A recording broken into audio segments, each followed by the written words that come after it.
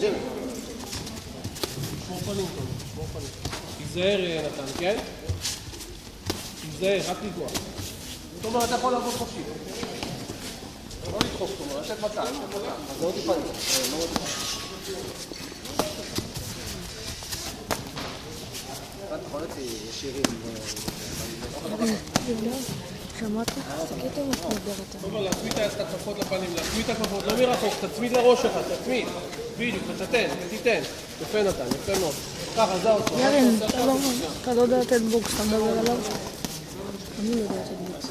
כשאתה נותן סט, אל תוריד את הידיים. תן סטים ואל תוריד את הידיים. תן סט, אתה רואה, הידיים שלך יורדות באמצע סט. תן סט, תשאיר למעלה. אבל להתמודד עם החסדות. דקה, כן?